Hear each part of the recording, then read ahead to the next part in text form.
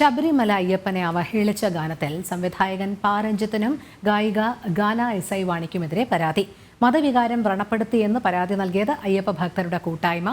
പാരഞ്ജിത്ത് സംഘടിപ്പിച്ച പരിപാടിക്കിടെയായിരുന്നു S I വാണി ഗാനം ആലപിച്ചത്.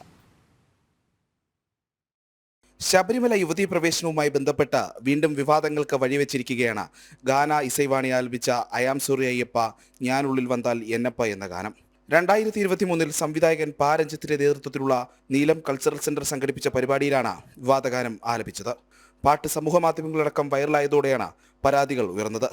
അയ്യപ്പനെ അവഹേളിക്കുന്ന ഗാനം മതവികാരം വ്രണപ്പെടുത്തുന്നുവെന്ന് ചൂണ്ടിക്കാട്ടി അയ്യപ്പ ഭക്തരുടെ കൂട്ടായ്മ മേട്ടുപ്പാളയം പോലീസിൽ പരാതി നൽകി. കഴിഞ്ഞ വർഷം നടന്ന പരിപാടിയിൽ അവതരിപ്പിച്ച ഗാനം ഇപ്പോൾ വീണ്ടും പ്രചരിപ്പിച്ചത് മനഃപൂർവ്വമാണെന്നും വിമർശനമുയരുന്നുണ്ട്. മണ്ഡലകാലത്ത് വിവാദങ്ങൾ സൃഷ്ടിച്ച് മാധ്യമശ്രദ്ധ നേടാനാണ് ഇരുവരും ശ്രമിക്കുന്നതെന്നാണ് ആരോപണം.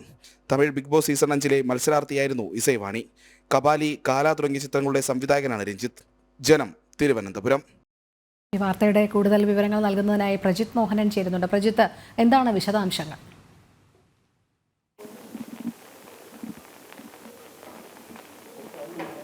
ഈ പാട്ടുമായി ബന്ധപ്പെട്ട് ഇപ്പോൾ തമിഴ്നാട്ടിൽ വലിയ പ്രശ്നങ്ങൾ നടന്നുകൊണ്ടിരിക്കുകയാണ്. പ്രത്യേകിച്ച് സമൂഹ മാധ്യമങ്ങളിലടക്കം ഈ ഗായികയ്ക്കും സംവിധായകൻ പാരഞ്ജിത്തിനെതിരെ വലിയ രീതിയിലുള്ള വിമർശനങ്ങൾ ഉയരുന്നു. പ്രത്യേകിച്ച് ഇത്തരമൊരു പാട്ട് ഇവർ പുറത്തിറക്കുന്നത് ഈ നീലം കൾച്ചറൽ സെന്റർ എന്ന് പറയുന്ന പാരഞ്ജിത്തിന്റെ നേതൃത്വത്തിലുള്ളൊരു സംവിധാനമുണ്ട്. അതിനൊപ്പം തന്നെ ഈ കാസ്ലെസ് കളക്റ്റീവ് എന്ന പേരിൽ പാരഞ്ജിത്തും ഈ പറയുന്ന രീതിയിൽ ഇസൈവാണി അടക്കമുള്ളവർ നേതൃത്വം നൽകുന്ന ഒരു ബാൻഡ് കൂടിയുണ്ട്. ഈ ബാൻഡിന്റെ ആഭിമുഖ്യത്തിലാണ് ഈ പാട്ട് തയ്യാറാക്കിയത്. പിന്നീട് പാരഞ്ജിത്ത് തന്നെ നേതൃത്വം നൽകുന്ന നീലം കൾച്ചറൽ സെന്ററിന്റെ സൊസൈറ്റിയുടെ ഒരു പരിപാടിയിലും ഈ ഗാനം അവതരിപ്പിച്ചിരുന്നു. അങ്ങനെ പിന്നീട് പലയിടങ്ങളിലും ഈ പാട്ട് ഇസൈവാണി പാടിയിട്ടുണ്ട്.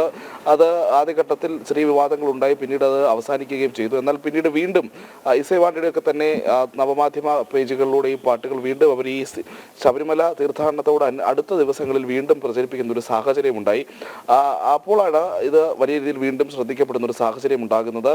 സമൂഹ മാധ്യമങ്ങളടക്കം ഈ പാട്ട് പാടുന്നതിലെ ആദ്യത്തെ വരികളുമൊക്കെ അയാം സോറി അയ്യപ്പ ഞാനുള്ളിൽ വന്നാൽ എന്നപ്പ എന്ന് തുടങ്ങുന്ന വരികളൊക്കെ വലിയ രീതിയിൽ വൈറലാകുന്ന ഒരു സാഹചര്യം ഉണ്ടാകുന്നു. അതോടെ വലിയ പ്രതിഷേധം തമിഴ്നാടിന്റെ വിവിധ ഭാഗങ്ങളിൽ നിന്ന് ഉയർന്നു വരികയും ചെയ്തു. പ്രത്യേകിച്ച് ഹൈന്ദവ സംഘടനകൾ സർക്കാരിനെ അടക്കം സമീപിച്ചിട്ടുണ്ട്. ഇത്തരമൊരു ഈ പാട്ട് ഇപ്പോൾ വീണ്ടും പ്രചരിപ്പിച്ചത് മനഃപൂർവ്വമാണെന്ന് കാട്ടിയാണ് അവർ സർക്കാരിനെ സമീപിക്കുന്നത്.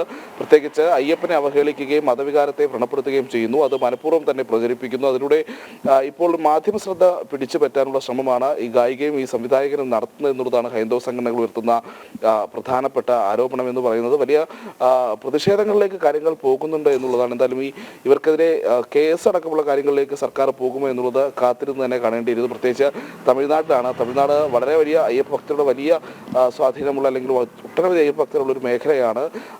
ഈ പറയുന്ന പൂർണ്ണ ആചാരങ്ങളും പാലിച്ച് ശബരിമലയിലേക്ക് എത്തുന്ന ഭക്തർ വളരെ കൂടുതലുള്ള സ്ഥലമാണ്. അപ്പോൾ അവിടെയാണ് ഇങ്ങനെ ഈ രീതിയിൽ അയ്യപ്പ ഭക്തരെ അവമാനിക്കുന്ന രീതിയിലുള്ള ഈ നടപടികൾ ഉണ്ടായിരിക്കുന്നത് എന്നുള്ളതാണ്. അതോടൊപ്പം തന്നെ ഈ ഇസൈവാണിയുമായി ബന്ധപ്പെട്ട് ഇസൈവാണി മറ്റ് ചില മത സോങ്ങുകൾ അല്ലെങ്കിൽ ഡിവോഷണൽ ഗാനങ്ങളൊക്കെ പാടുന്നുണ്ട്. അപ്പോൾ ആ പാട്ടുകൾ പാടുകയും അതേസമയം അയ്യപ്പനെ അവഹേളിക്കുന്ന പാട്ടുകൾ വീണ്ടും പ്രചരിപ്പിക്കുകയും ചെയ്യുന്നത് പ്രത്യേക ഉദ്ദേശത്തോടു കൂടിയാണെന്നും ഹൈന്ദവ സംഘടനകളുടെ ആരോപണമുണ്ട്. അതായത് പ്രജിത്ത്, തികച്ചും ബോധപൂർവം തന്നെയാണ് ഇവർ ഇത്തരത്തിലുള്ളൊരു ഗാനം ചിട്ടപ്പെടുത്തിയതും ആലപിച്ചതും, അല്ലേ? ഇതിലൂടെ ഒരല്പം നെഗറ്റീവ് പബ്ലിസിറ്റി ആണെങ്കിൽ പോലും മാധ്യമശ്രദ്ധ നേടുക എന്നുള്ളത് തന്നെയാണ് ഇവരുടെ ഉദ്ദേശം.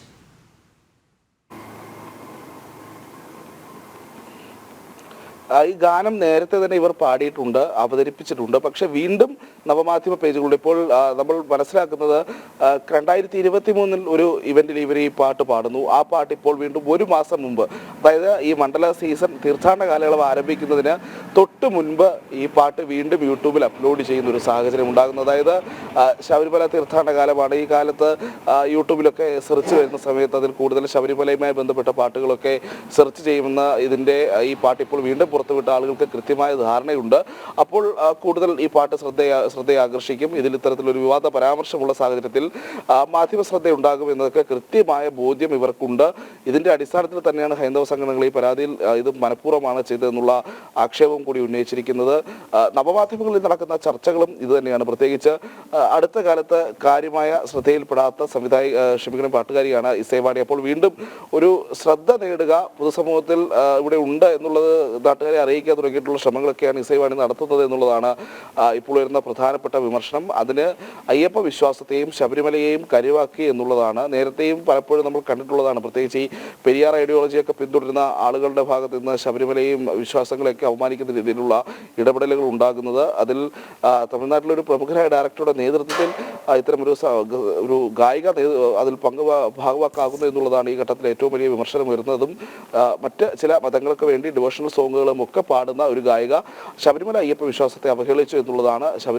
തമിഴ്നാട്ടിലാകെ ഇപ്പോൾ ഈ വിഷയം കത്തിപ്പടർന്നുകൊണ്ടിരിക്കുകയാണ്. നമ്മൾ കേരളത്തിൽ കാണുന്നതിനപ്പുറത്തേക്ക് വിവിധ രാഷ്ട്രീയ സംഘടനകളുടെ പ്രതിനിധികൾ പോലും ഈ വിഷയത്തിൽ പ്രതികരണങ്ങളുമായി വന്നിട്ടുണ്ട്. സർക്കാർ ഈ വിഷയത്തിൽ ഇടപെടുമെന്നുള്ള അറിയിപ്പുകളൊക്കെ വന്നിട്ടുണ്ട്. അങ്ങനെ വലിയ വിവാദമായി സൂചിപ്പിച്ചതുപോലെ തന്നെയാണ് കേരളത്തിലുള്ളതിനോളം തന്നെയാണ് ഭക്തർ തമിഴ്നാട്ടിലും ഉള്ളത്. വലിയ ഈ പ്രതിഷേധം തന്നെയാണ് അലയടിക്കുന്നത്. പ്രജിത്ത്, ഒരു കാര്യം കൂടി, എന്തായാലും ഈ ഒരു വിഷയം ഇത് വീണ്ടും വിവാദമായതിന്റെ പശ്ചാത്തലത്തിൽ ഇവർ മാപ്പ് പറയാൻ തയ്യാറാകുമോ? അത്തരത്തിലുള്ള എന്തെങ്കിലും സൂചനകൾ കിട്ടുന്നുണ്ടോ?